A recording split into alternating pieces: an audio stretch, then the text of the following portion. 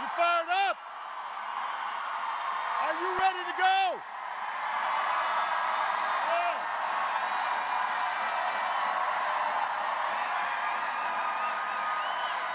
Hey, I've got to say,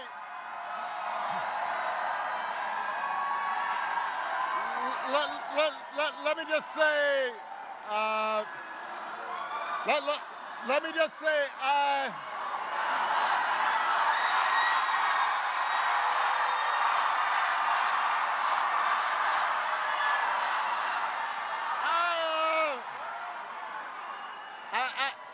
I gotta say, you know, I have done a lot of rallies, so I don't usually get nervous. But I was feeling some kind of way following Eminem. I mean, I notice my palms are sweaty, knees weak, arms are heavy, vomit on my sweater already, mom's spaghetti. I'm nervous, but on the surface I look calm and ready to drop bombs, but I keep on forgetting.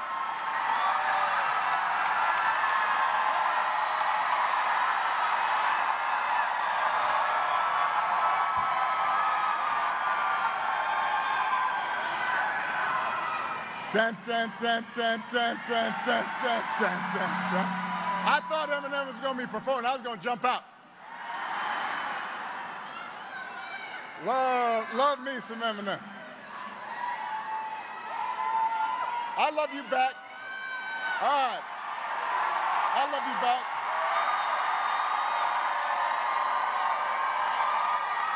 It is good to be back in Michigan. Good to be back in Motor City.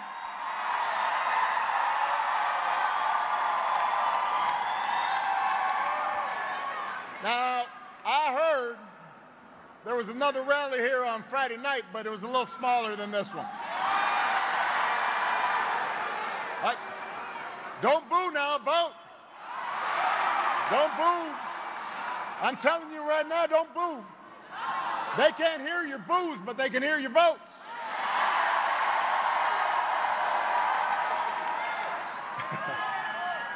And I am here today for a very important reason, to ask you to vote for your congressman, Shri Tanada, for your next senator, Alyssa Slotkin, for the next president of the United States, Kamala Harris.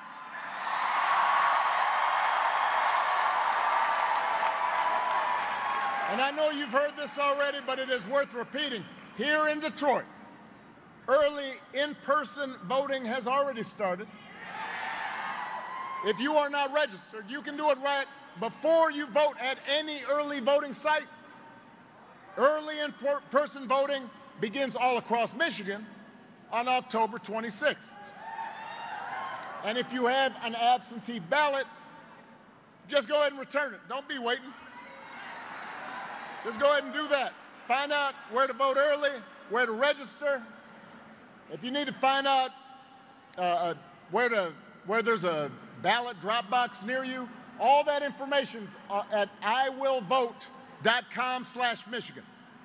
All right, and then you help your friends and family make a plan to vote too. Because together, Detroit, we have a chance to choose a new generation of leadership in this country. To start building a better and stronger and fairer and more hopeful America. And let me tell you, your vote is going to matter. Because we know this election is going to be tight. And it's going to be tight because a lot of Americans are still struggling. And I miss you too, but hold on.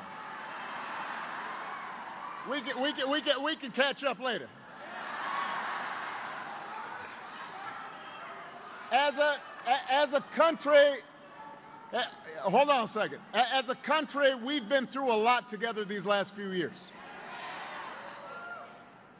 There was a historic pandemic, and it wreaked havoc on our communities and our families and our businesses.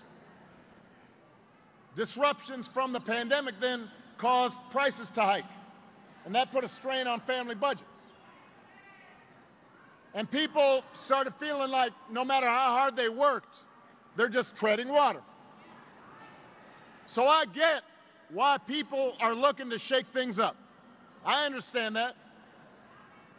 But what I cannot understand is why anybody would think that Donald Trump will shake things up in a way that is good for you. Because there is absolutely no evidence that this man thinks about anybody but himself. I have said it before. Donald Trump is a 78-year-old billionaire who has not stopped whining about his problems since he rode down his golden escalator 9 years ago. And when he's not complaining, when he's not doing some strange tweet, he's trying to sell you stuff. I mean, who is hawking merch when they're running for president? I mean, he's trying to sell you golden sneakers. He's trying to sell you a $100,000 watch. Says it's made in Switzerland, but nobody really knows. And then, listen up, my favorite is the Trump Bible. Don't boo. Don't boo, vote. Gideon gives the Bible out for free. He wants to sell you the Word of God, Donald Trump edition. He's got his name right there next to Matthew and Luke.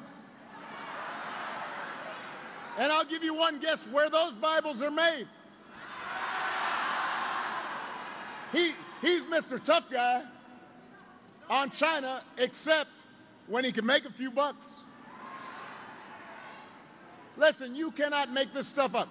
If this was a routine on Saturday Night Live, you'd be all like, no, that's going too far. But it's all true. And the reason he's doing it is because all he cares about is his ego and his money and his status. He's not thinking about you. For him, power is nothing more than a means to his ends. He wants the middle class to pay the price for another huge tax cut that would mostly help him and his country club buddies. He doesn't care if he costs women their reproductive rights because he figures it won't make a difference in his life. And this is the most important thing. Now, I want everybody to listen up. Donald Trump wants us to think that this country is hopelessly divided between us and them. And us, for him, is the, quote, real Americans who support him. And everybody else who doesn't, that's them. That's the enemy. And he does this because he understands that dividing people, making people angry, that boosts his chances of being elected. So that's his mindset. Those are his intentions.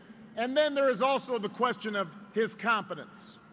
Now, y'all have an example of competence in your outstanding governor, Gretchen Whitmer.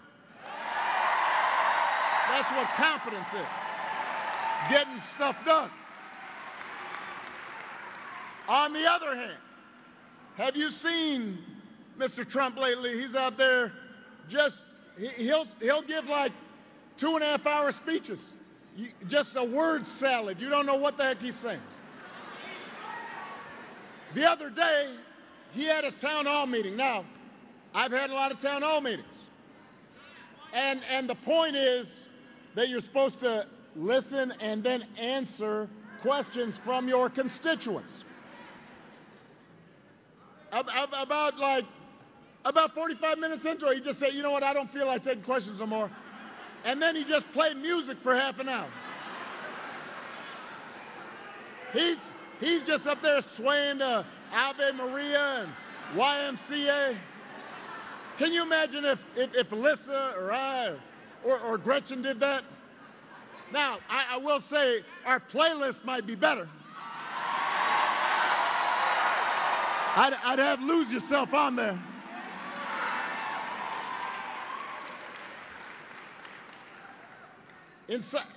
At one of his rallies recently, he called himself the father of IVF.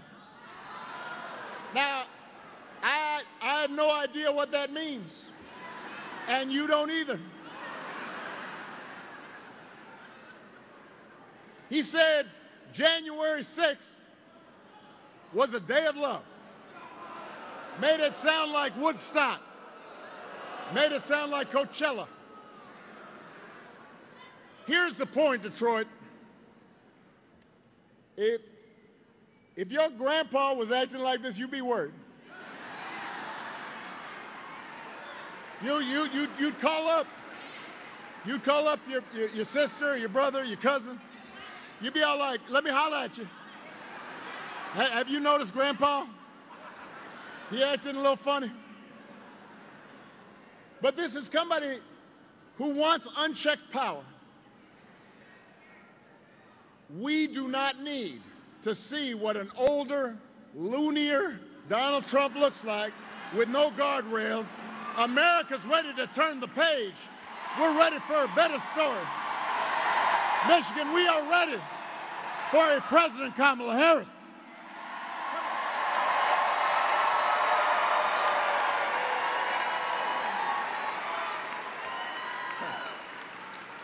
And the good news is Kamala Harris is ready for the job. This is a leader who has spent her life fighting on behalf of people who need a voice, need a champion, somebody who was raised in the middle class. She worked at McDonald's when she was in college to pay her expenses. She did not pretend to work at McDonald's when it was closed.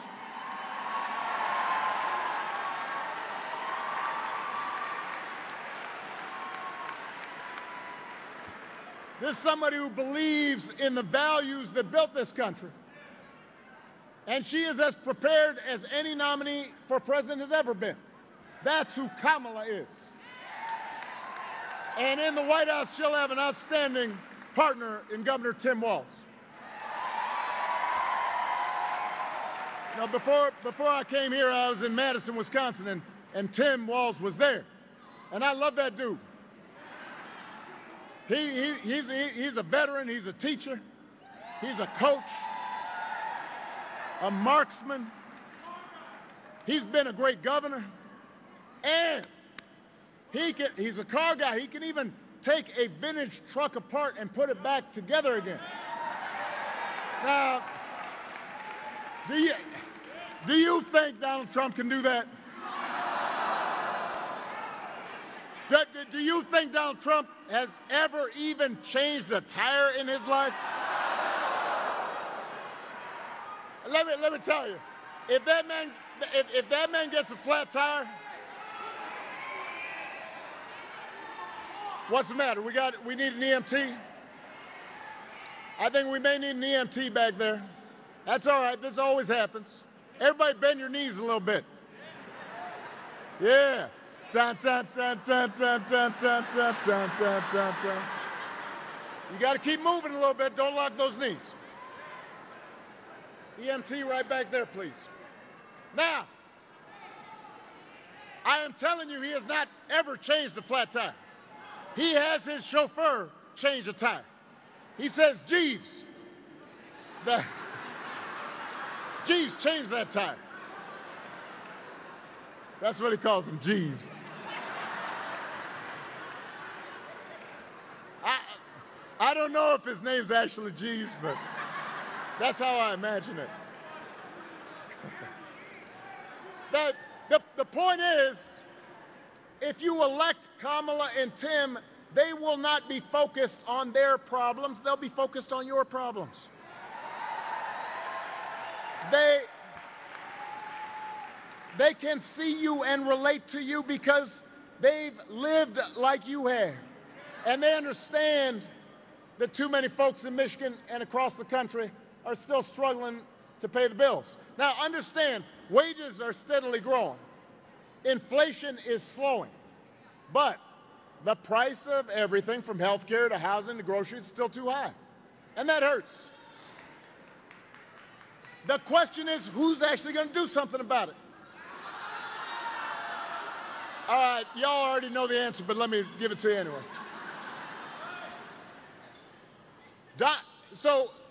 And this is, you have to do a little bit of homework, kind of examine their plans. So Donald Trump's plan is to give another massive tax cut to billionaires and big corporations. Do not boo. Vote. Now, I'll be honest with you. I've been talking to people around the country, and sometimes I hear people say, well, you know, yeah, I know Trump's kind of goofy, but I do remember the economy when he first came in, it was pretty good. And I say, yeah, it was good because it was my economy.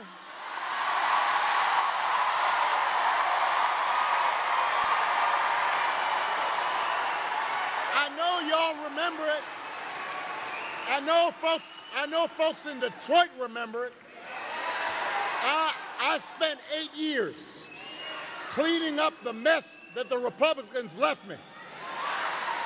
Y'all remember the auto industry in America was flat on its back. They didn't want to lift a finger to help. And we made the investments to reopen those factories and put people back to work. And by the time I left office, I handed over to Donald Trump 75 straight months of jobs growth. Yeah, the economy was good because we did the work. And all he did was give a tax cut to people who didn't need one. Drove up the deficit in the process. Now he wants to do it again. Do not fall for that okey doke. Don't be bamboozled.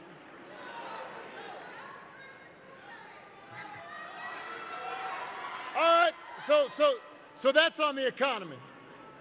When it comes to health care, Donald Trump's only answer is to end the Affordable Care Act. Now, do not boo. Now, if you ask him, hold on. If you ask him, he doesn't really even know why he wants to end it, except for the fact that I did it.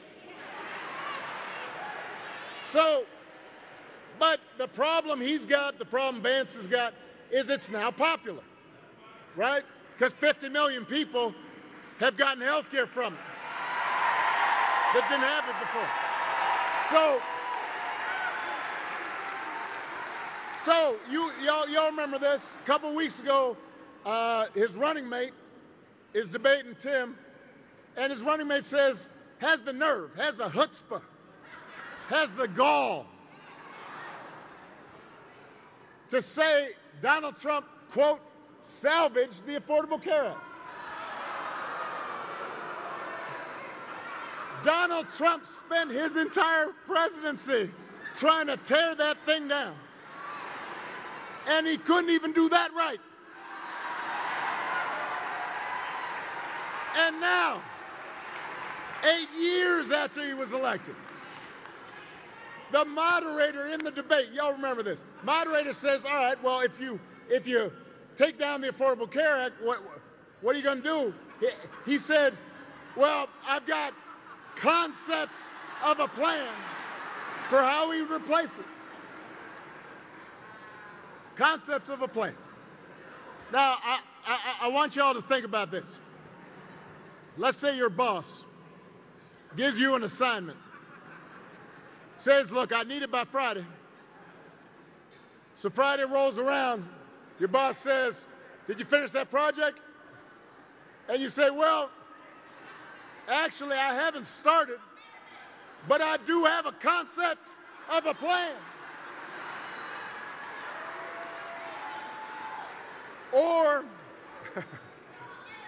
Or you could try it at home. Honey, did you do the dishes?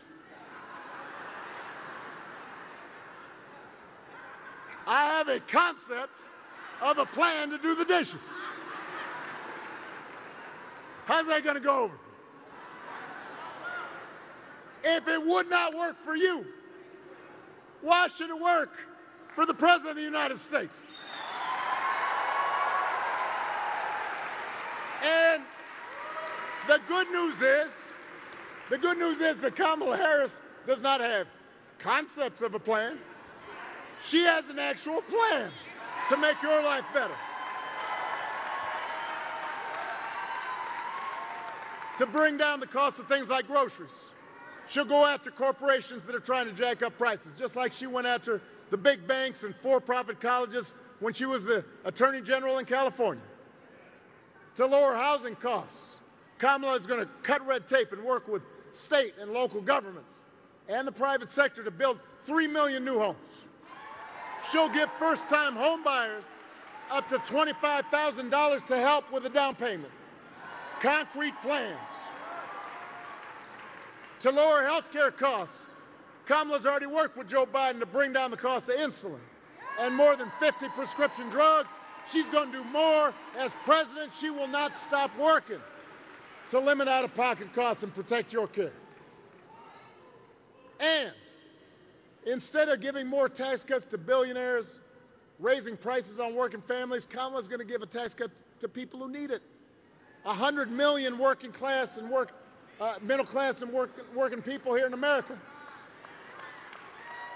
You know, that's who Kamala is. That's what she stands for, not concepts of a plan, but actual plans. Now, if you challenge Trump or Vance on these quote-unquote concepts, then they'll fall back on one answer. This is their go-to about everything. Blame immigrants. He wants you to believe that if you let him round up whoever he wants and ship them out, all your problems will be solved. Now, hold on a second. Listen up.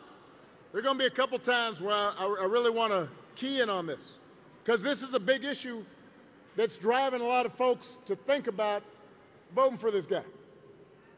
So I want everybody to pay attention, and I want you to say this when you're talking to folks who are concerned about immigration. Immigration is a real issue at our borders. We are a nation of immigrants, and we are a nation of laws. And we have to make sure the system works the way it's supposed to, and it's orderly. That's true. But here's the thing I don't understand. Him and Vance are always talking about, well, Kamala, you've been vice president for 4 years. Let me tell you something. Wasn't Donald Trump president for 4 years? Wasn't he in charge for 4 years? If rounding up and deporting millions of desperate people, many of them who are women and children, if that's the answer to everything, why is it that the number of undocumented immigrants basically stayed the same when he left office as when he took office? He did not solve the problem, and I'll tell you why. Because he does not have a real plan. He has concepts of a plan, and it's a mean and ugly plan designed to make people resentful and angry. So I'll tell you what an actual plan is. There was an actual plan to bring order at the border and fix our immigration system. A bipartisan deal that Kamala Harris supported, even though it was written by one of the most conservative Republicans in Congress. It was ready for a vote, and Donald Trump decided to tank that bill. He called up and pressured Republicans, do not vote for this, because he wanted the issue for the election. He thought it would be helpful to him when he ran for president. Think about that. We do not need a president who will make problems worse just to make his politics better. We need a president who wants to solve problems and make your life better. And that's what Kamala Harris is going to do.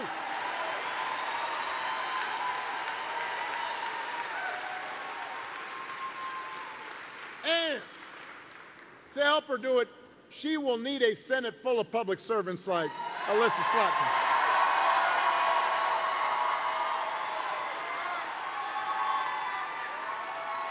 Now, some of you may not be aware, Alyssa and I go way back. She was in the administration. She was sitting in the Situation Room. She delivered national security briefings on some of the toughest issues we were dealing with. Alyssa don't play. She is serious.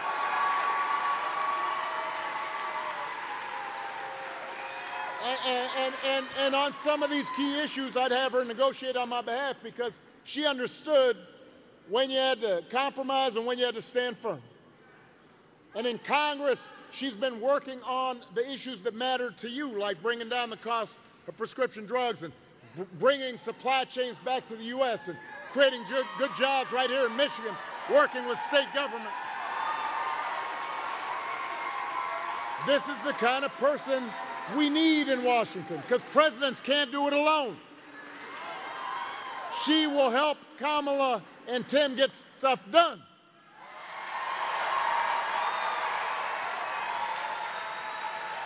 Somebody who shares our values and wants to move the country forward and not back. Now, one of those values we share, that we talk about, that we worked on, that all of you care deeply about, is freedom. So let me talk about that just for a second. I don't think we've ever had an election with candidates whose conception, whose understanding of freedom is so different. Because for Donald Trump and his cronies, freedom basically just means getting away with stuff. He wants to be able to, like, fire workers, bust unions, and get away with it. Or allow companies to pollute our water and our air and get away with it. He said in the middle of the pandemic, when people were dying and hospitals were being overrun, he actually said, I do not take any responsibility at all. I do not believe any American president has ever uttered those words before. But that's his idea of freedom. He gets to do what he wants, and he's not responsible for anything.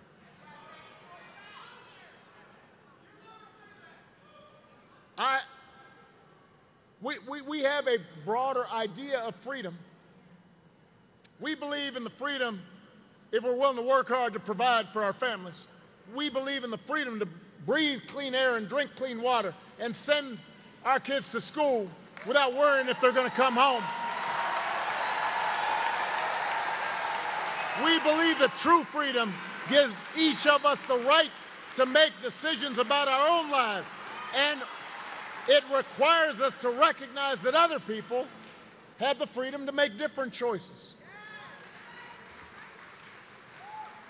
You know, I've always said on tough issues, let's take one of the toughest. There are good people of conscience on both sides of the abortion divide. And I respect anybody whose faith tells them this isn't something they can support. But if we believe in freedom, then we should at least agree that such a deeply personal decision should be made by the woman whose body is involved and not by politicians.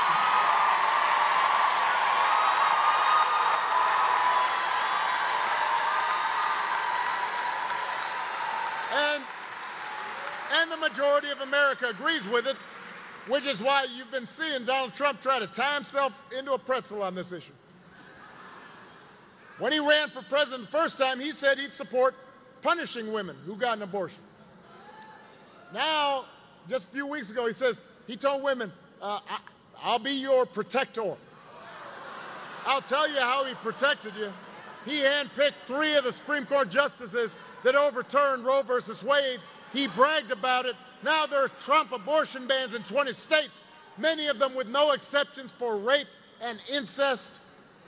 And he's going around saying everybody wanted it that way. No, they did not. So Donald Trump may be confused, but let's be clear about what's at stake here. If you send Alyssa Slotkin to the Senate, she will vote to restore the reproductive freedom that women had for nearly 50 years. And if Congress passes that bill, Kamala Harris will sign it into law.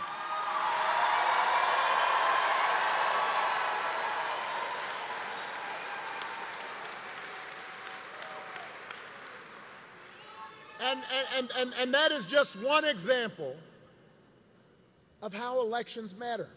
And I want to spend a little time on this. Don't worry, I'm almost done. Hey,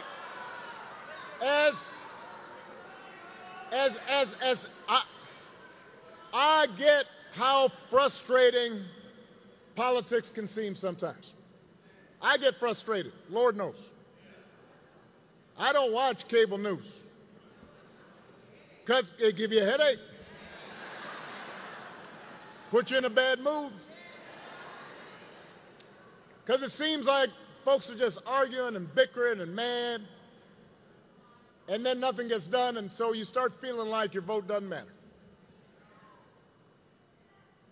But, in fact, your vote does matter, because your vote can make your life a little bit better or a little bit worse. Now, people sometimes, I think, have the wrong idea. Politics is not going to solve all your problems. Poverty will still exist, even if Kamala Harris and Tim Walz get elected, because it's a hard problem. Racism doesn't go away based on one vote or one administration. Those things don't stop overnight. The way you make progress is by making things better a little bit at a time, and then over time, those little differences become big differences. And so, I'll use an example. Because over 8 years, Alyssa, myself, others worked really hard, and we got a lot of stuff done, but there's a bunch of stuff I didn't get done. I didn't solve, for example, all the problems with our healthcare system, but almost 50 million people have gotten health care through the Affordable Care Act. It made a difference in their lives. Everybody here, everybody in this auditorium knows somebody who would not have had health insurance if it hadn't been for that bill. More than 50 million people with pre-existing conditions can no longer be denied coverage or charged more. Before that passed, if you had a kid who got sick, even if they got cured, the fact that they had gotten sick before, that they had a pre-existing condition, they might not have been able to get insurance. So, no. Look, I'm using this as an example to tell you that a little bit of change for the better makes a difference. I'll give you another example that nobody talks about anymore. And I don't know why we don't talk about it. When I was president, in my second term, and we had been dealing with, we had seen like the H1N1 virus and the Ebola virus, and I talked to scientists, and they said, look, with globalization, with travel, growing populations, at some point we're going to have a big pandemic. So I said to my team, I said, look, the same way we plan for hurricanes and tornadoes, we actually have to plan for a pandemic. So we put together a whole playbook, talked to the experts, we got all the agencies together. We said, if a pandemic happens, here's how we are going to deal with the public health system. Here's how we're going to deal with the schools. Here's how we're going to accelerate vaccinations. And here's how we're going to explain it to people so people can understand it. We've practiced it. So when Donald Trump comes in, just like I handed him a good economy, I handed him this playbook, and he just, I guess, dropped it in the trash bin. 3 years later, a pandemic hits. Now, I want to be really fair and accurate on this, all right? No matter who was president, COVID was going to be a crisis. No matter who was president, people were going to die and get sick, and there were going to be businesses that shut down for a while and travel restrictions, because this is something that hadn't happened for 100 years. But if you look at right across the border in Canada, their per capita death rate from COVID was 60% lower than here in the U.S. Now, I want you to do the math. Over 1 million people died during the pandemic here in the U.S. 60% is 600,000 people. That's people's grandparents, people's parents, co-workers, friends. Some of those folks might be alive if we have a competent president who actually is paying attention and doing their homework and actually trying to make things better, as opposed to telling people, go ahead and inject bleach. That might work. So do not tell me that your vote doesn't matter. If somebody in your family, in your neighborhood, your coworker tells you it don't make a difference, then you've got to tell them, no, having somebody who's competent and sees you and cares about you and thinks about you, it makes a difference. It'll make a difference to them. They may not always know it.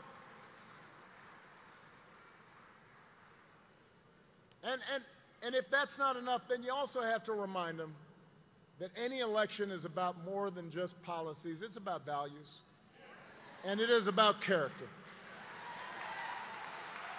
Now, some of you know, growing up, I didn't have a father in the house. But I was lucky enough to have people around me, a stepfather, my grandparents, teachers, coaches, and most of all, my mom, who tried to teach me the difference between right and wrong, and who showed me what it meant to be honest and be responsible and to work hard and be accountable and treat other people the way I'd want to be treated. And I won't lie to you, when I was a teenager, through young adulthood, I did not always live up to those values the way I should have, and I made mistakes, and I tried to learn from them. And I internalized those values, and I tried to live up to them, and I tried to pass them on to my kids. And I suspect most of you grew up the same way. And one of the most disturbing things about this election, about Trump's rise in politics, is how so many of us, even good people that we know, seem somehow suddenly to be willing to set aside values that we were taught. I mean, the day after the 2020 election, thousands of mail ballots were being counted right here in this convention center. And because Donald Trump was willing to spread lies about voter fraud in Michigan, protesters came down, banged on the windows, shouting, "Let us in, stop the count." Poll workers inside being intimidated. Earlier this month, we learned that someone on Trump's campaign told the lawyer to, quote, to find a reason to try to throw out votes, quote, even if it's BS. Hey, do not boo. Later, hold on. Later, the same staffer said, quote, make people riot. All because Donald Trump couldn't accept losing. Right now, we just saw one of the deadliest couple of hurricanes down in North Carolina, Florida, and while Biden and Harris are comforting families and trying to get aid, and FEMA workers trying to go out there, Donald Trump is making stuff up, saying that, oh, they're diverting emergency funds to immigrants, and that they're not giving it to Republican counties. And so suddenly FEMA workers, emergency workers trying to help desperate people, are worried about their own safety, and people aren't applying for aid. When did that become okay? No, look, I know you know the answer, but I want us to think about this. No matter where you stand on the issues, why would you go along with that? If your coworkers acted like that, they wouldn't be your coworkers for very long. If you had a family member who acted like that, you might still love them, but you wouldn't put them in charge of anything. You wouldn't trust them. And yet, when Donald Trump lies or cheats or shows utter disregard for our Constitution, when he calls service members who died in battle losers, when he calls fellow citizens vermin, we make excuses for it. We act like it's okay. Or at least those who say they're supporting him, they say, well, you know, he's just joking, or it's not that serious, or what, you know, as long as we win, that's how politics is played. No, it's not. And I've noticed this especially, you know, a while back I said this, and some folks were all, you know, asking me questions about it, where I said, look, especially some men seem to think Donald Trump's behavior is somehow a sign of strength. You know, no. Look, I want to be clear. I want everybody to actually look at the record. I want them to educate themselves on the issues. I have friends who have voted Republican in the past. I do not think one party has the monopoly on all wisdom. But when I hear folks saying, yeah, I'm thinking about voting for him just because, and I say, what? And they say, well, I don't know, he seems strong. He seems tough. I saw him at the UFC fight.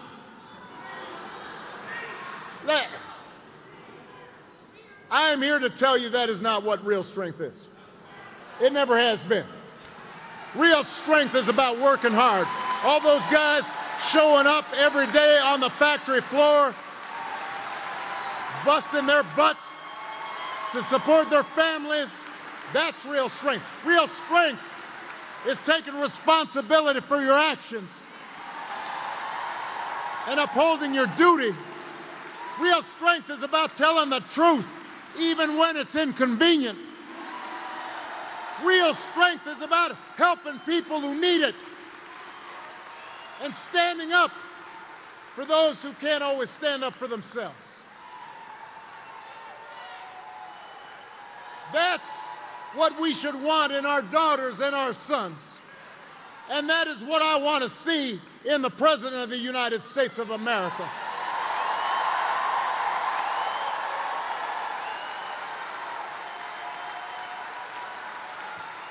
And the good news is that you have candidates to vote for in this election who demonstrate that kind of character, who know what real strength looks like, who will set a good example and do the right thing and leave this country better than they found it. And that is the choice in this election.